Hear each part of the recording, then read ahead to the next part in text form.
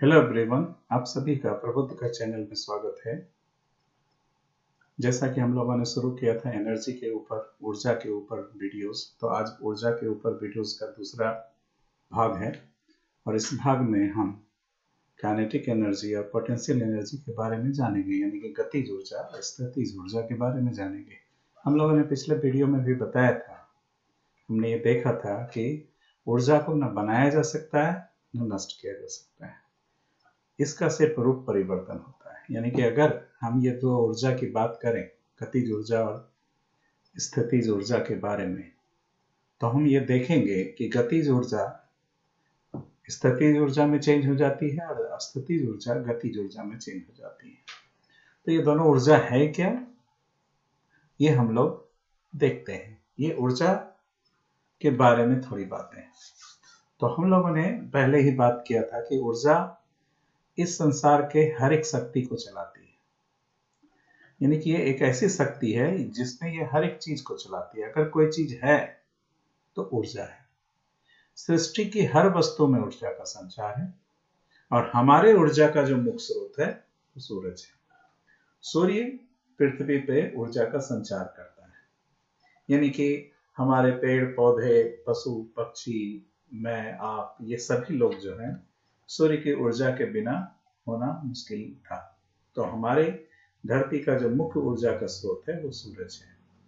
दुनिया में कितने भी चीजें हैं, जितनी भी चीजें आप देख रहे हो, चांद, सूरज, स्टार्स, प्लैनेट्स, जितने भी चीजें हैं, और हमारी धरती पे जितने चीजें हैं, पक्षी, पशु, पेड़, पत्थर, नदी, ये सभी में ऊर्जा निहित है।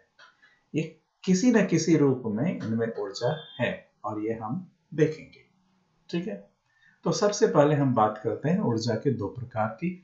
एक है स्थितिज ऊर्जा और दूसरा है गतिज ऊर्जा।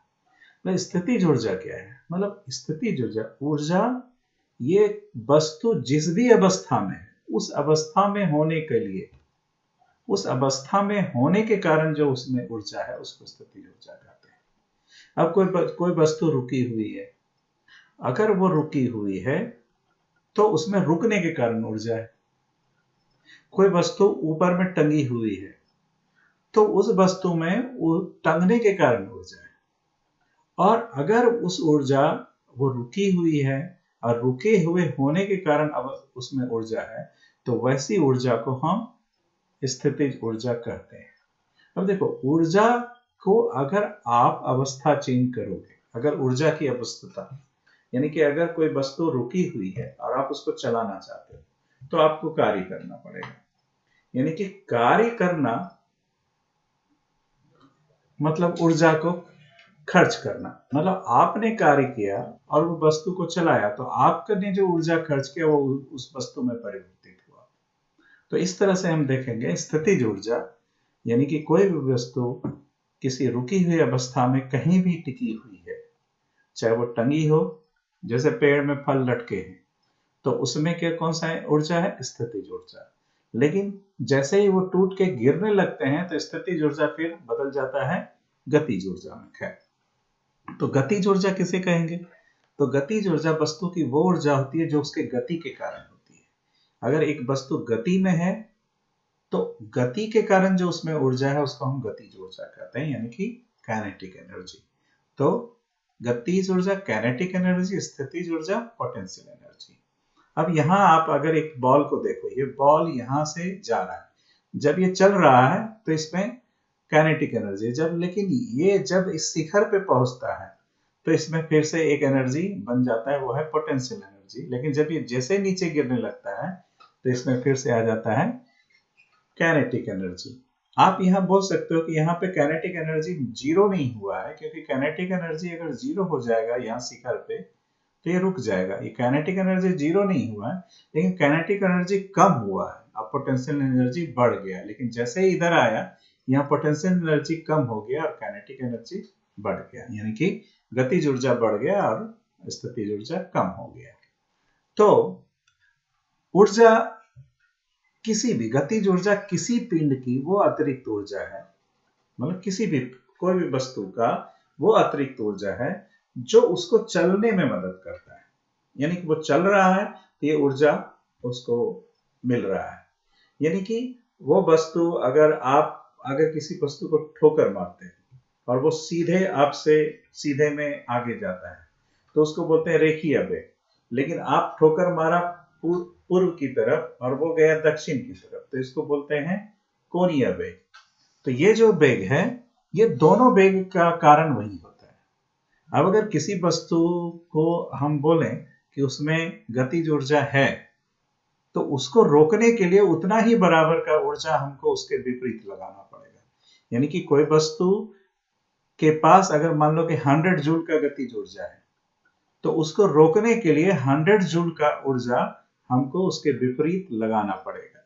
अब यहां देखो ये बॉल रुका हुआ है, लेकिन ये बॉल रुका हुआ है तो इसमें पोटेंशियल एनर्जी है, लेकिन ये जो स्टिक है ये स्टिक चलते हुए इसको मारता है तो ये जो स्टिक का पोटेंशियल एनर्जी काइनेटिक एनर्जी यानी कि गतिज ऊर्जा है वो बॉल में ट्रांसफर हो जा रहा है और बॉल यहां से फिर गतिज ऊर्जा को लेके आगे बढ़ जाता है।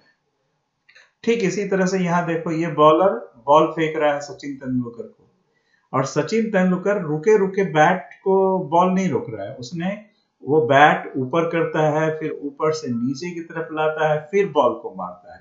यानी कि वो बैट का जो काइनेटिक एनर्जी है यानी कि गतिज ऊर्जा है उसका ट्रांसफर वो बॉल में करता है। अगर वो बैट तेजी से बॉल में ले जाए यानी कि गतिज ऊर्जा ज्यादा बैट में भरे और वो बॉल को हिट करे तो वो बॉल ज्यादा दूर तक जाएगा और लेकिन वो अगर धीरे से करे तो वो कम दूर, यानी कि हमारे बैट में कितना गतिज ऊर्जा है ये बात और इस गतिज ऊर्जा है हम उसका कितना ट्रांसफर बॉल पे कर सकते हैं इस बात पे डिपेंड करता है कि वो बॉल कितना दूर जाएगा। अब देखो एक छोटा सा एस्टेरॉइड यानी कि 10 केजी का एस्टेरॉइड 50 केजी का एस्टेरॉइड अगर ऊपर धरती से बहुत बड़े गति से आप सोचो कि 10 केजी का पत्थर अगर आप छत पर से नीचे गिरा दोगे तो धरती का कोई नुकसान होगा? नहीं होगा। लेकिन ये 10 केजी का पत्थर अगर चांद से धरती की तरफ फेंक दिए आपने तो वो धरती का एक देश को खत्म कर सकता है। तो यहाँ 10 केजी का पत्थर आपने छत पर से भी गिराया, 10 केजी का पत्थर आपने चांद से भी फेंका, लेकिन चांद से फेंकने पे उसकी गति अधिक होती है और गति अधिक होने के कारण उसमें गतिज ऊर्जा अधिक होता है। 10 केजी तो दोनों तरफ है, लेकिन यहाँ छत पर से जो गिराया उसमें गति कम है इसलिए गतिज ऊर्जा कम है। चांद पर से जो फेंका उसमें गति अधिक है इसलिए गतिज ऊर्जा ज्यादा है। और वो गतिज ऊर्जा जब धरती को ट्रांसफर करेगा, जब वो धरती से टकराएगा तो अपना ऊर्जा को धरती को दे देगा और जब वो पृथ्वी को देगा तो पृथ्वी के बहुत बड़े क्षेत्र को वो नुकसान पहुंचाएगा। अब ये बंदूक की गोली की बात करें तो बंदूक की गोली यहाँ रुकी हुई रहती है। अब यहाँ अगर ये रुकी हुई है तो इसमें क्या है? स्थितिज ऊर्जा है। लेकिन जैसे ही हम यहाँ से पिस्टन इसको करते हैं यहाँ पे एक विस्फोट होता है छोटा सा, ये विस्फोट एक एनर्जी पैदा करता है। ये एनर्जी इस बुलेट को गतिज ऊर्जा देता है और ये बहुत तेजी से इस बैरल से निकल जाता है। तो इस तरह से हम देखते हैं किसी भी स्थितिज ऊर्जा को गतिज ऊर्जा में हम चेंज कर रहे हैं यहाँ पे। अब हम आते हैं स्थितिज ऊर्जा पे। स्थितिज ऊर्जा क्या है? जब कोई वस्तु विराम की स्थिति में है तो उसमें स्थितिज ऊर्जा है। यानी कि कोई भी वस्तु विराम की है, वो अगर टंगी है तो भी, स्प्रिंग को अगर हम पूरा लपेट दिए हैं और उसको पकड़े हुए हैं, वो उसको हिलने नहीं दे रहे हैं तो उसमें स्थितिज ऊर्जा है। तो ऐसे कोई भी चीज जो कि रुकी हुई है उसमें स्थितिज ऊर्जा। स्थितिज ऊर्जा पृथ्वी पे दो कारण से जनरली होता है, और भी कारण हो सकते हैं लेकिन ये दो कारण मुख्य है जो हमको दिखते हैं। पहला है पृथ्वी के गुरुत्वाकर्षण से।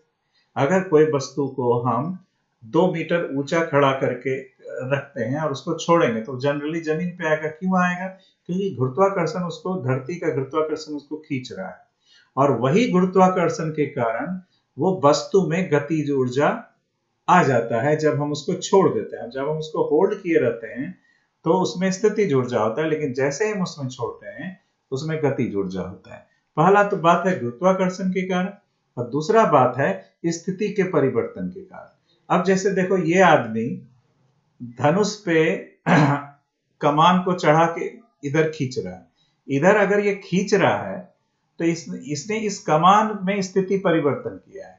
अब इस कमान में टेंशन हुआ है, ये टेंशन ये जब तक रुका रहेगा ये टेंशन इसी कमान में रहेगा, लेकिन जैसे ही ये छोड़ देता है उसको तो ये जो टेंशन है इस कमान का टेंशन यानी कि तनाव, ये तनाव इस तीर पे लग जाता है और तीर को मिल जाता है ऊर्जा और उस ऊर्जा से वो गतिज ऊर्जा में कन्वर्ट हो जाता है। लेकिन इस पोजीशन पे अगर हम देखें तो इसमें स्थितिज ऊर्जा है।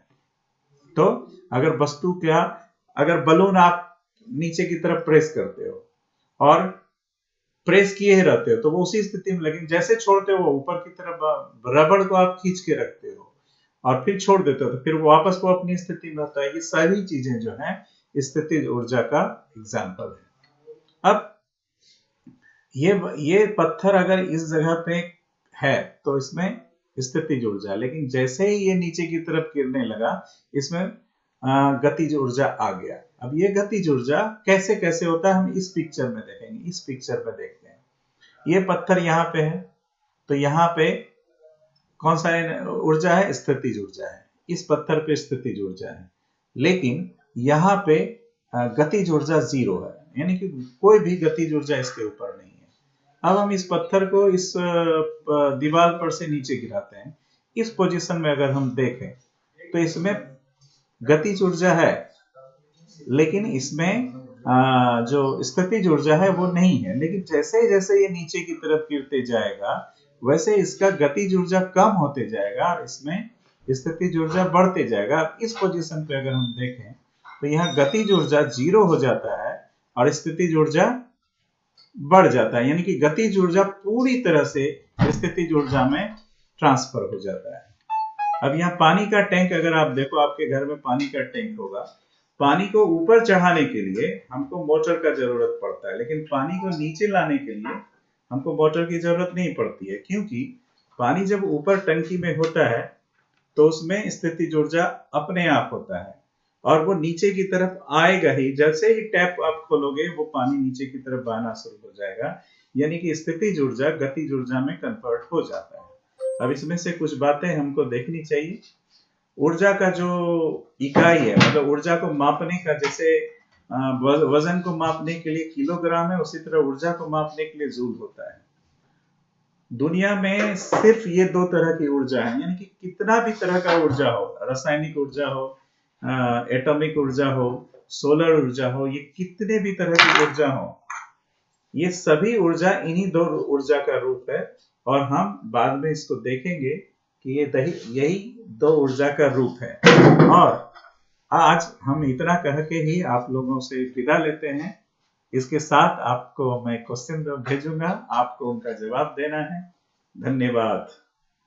अच्छे से देखें वीडियो, पढ़ें और कुछ भी अगर प्रॉब्लम हो तो आप हमें फीडबैक भेजें। साथ ही साथ हमारी जो एक्टिविटी चल रही है, इस वीक का एक्टिविटी सिंगिंग है, आप लोग इसमें पार्टिसिपेट करें और इनाम जीतें। हम लोग इनाम भी दे रहे हैं।